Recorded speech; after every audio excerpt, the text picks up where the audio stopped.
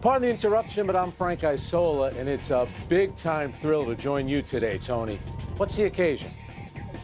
Tony Kornheiser. Frank, it is great to be with you, too, as in ESPN 2. We are in exile for like the 12th day in a row.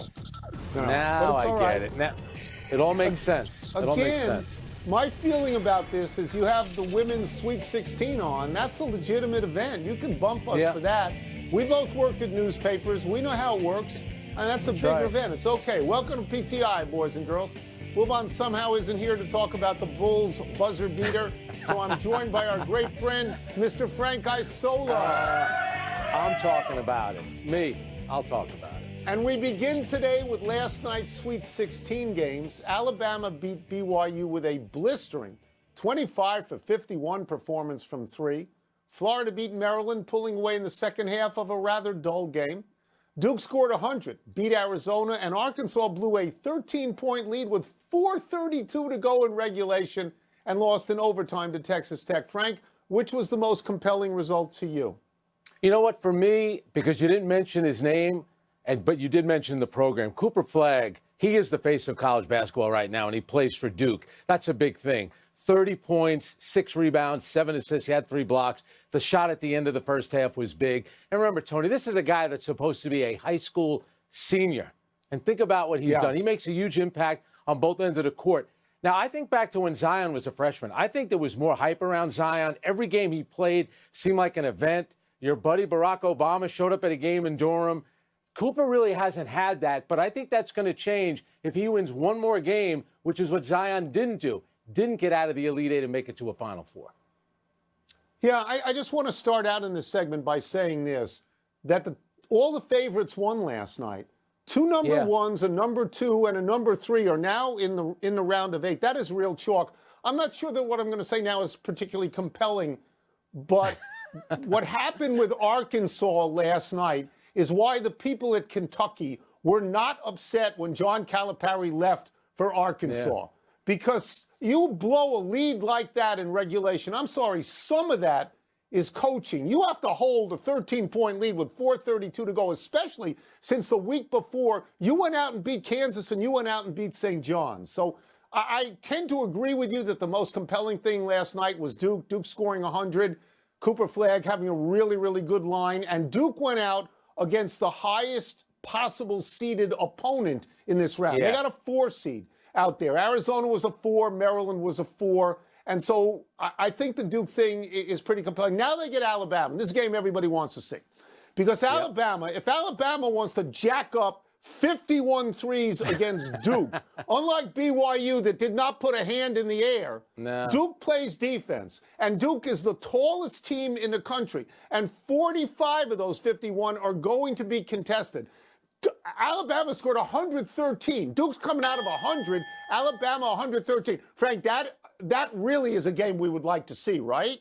Yeah, I'm looking forward. I'm going to go there tomorrow night. How about the kid Mark Sears, who had 10 3-pointers? BYU as a team only had 6. One team we didn't mention, Florida, was great. And I'm not saying if Kevin Willard, if his situation was settled, Maryland's going to win that game.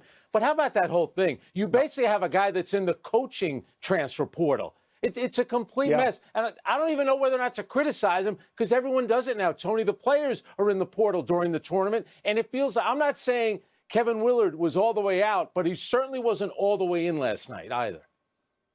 What he did publicly last week to basically hold the school hostage was, I thought, a terrible thing to do. That's me personally. I agree. Let's move to the NBA and the stunning ending of the Bulls-Lakers game. The Lakers were up 5 points with 12 seconds to go. They somehow lost the game. LeBron James made a terrible inbounds pass turnover that led to the Bulls making a 3 that put the Bulls up by 1. The Lakers then scored to go up 1 themselves, and then Josh Giddey hit a half-court shot. That looked good from the time it left his hand to give the Bulls a 2-point victory. Frank, is this story more about the Bulls winning or the Lakers losing? I'm going to say it's more about the Bulls, and he went straight on, which probably makes it a little bit easier to make that shot. Even if it's a little long, it could bank in. But the Lakers took the lead. You had 3 lead changes in the last 6.1 seconds. You don't often see that in the NBA. And how about the fact that the Lakers down 1 with Luka on the court and LeBron, they go to Austin Reeves. And the Bulls, who had just come back, give up a layup for crying out loud. But you mentioned the LeBron turnover. And that's the one that's got to drive J.J. Redick crazy. It's LeBron James. That was as lackadaisical as a turnover as you're ever going to see from LeBron. Yeah, I think this is an interesting question, whether you concentrate on the Bulls' victory or the Lakers' defeat. Yep. And I think it depends on when you ask the question. I mean, last night, it would be all about the Bulls. Even today, right now, all about the Bulls, because that was a spectacular ending. That's a great shot by Giddey. And to make up 5 points in 12 seconds, that's a Reggie Miller situation. But by tomorrow, and certainly by Monday, we're going to look back and we're going to look at the Lakers. Because the Lakers, I know they won a game in a last-second tap-in by LeBron against Indiana, but they also blew a 13-point lead late in that game. And then they blew a 13-point lead late in this game. Who's coaching them? Calipari? I mean, you can't keep blowing these leads. So ultimately what's going to happen, Frank, is the more distance we get, the more we're going to focus on the Lakers, because the Lakers are a playoff team and the Bulls are a play-in team, right? No, that's what's right. going to be.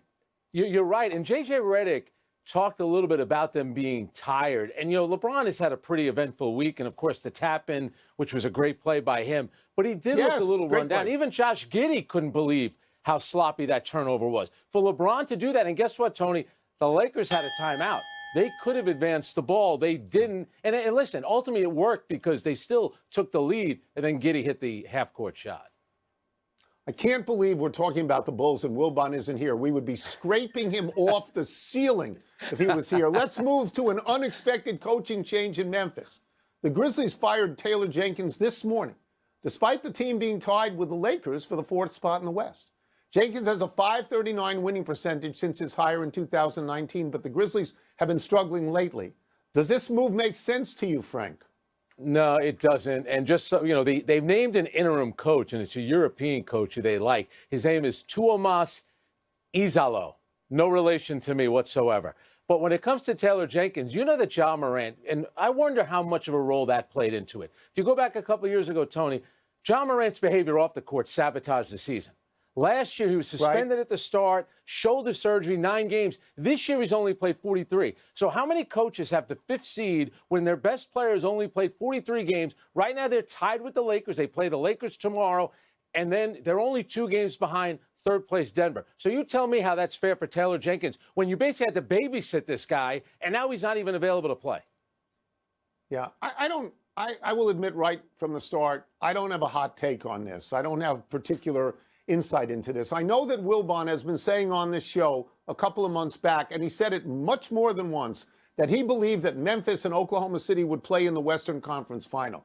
So when you do something like this, which appears a move of desperation, you know, you're firing a guy with, 3 or 4 games, whatever it is. This happens in hockey. Lou Lamoriello used to do this in hockey. I think he did it once or twice, maybe for the New Jersey Devils. And one time he won a Stanley Cup doing it. So it's not out of the question. But Frank, I look at Memphis in the same way that I sort of look at Sacramento and maybe Charlotte, that they're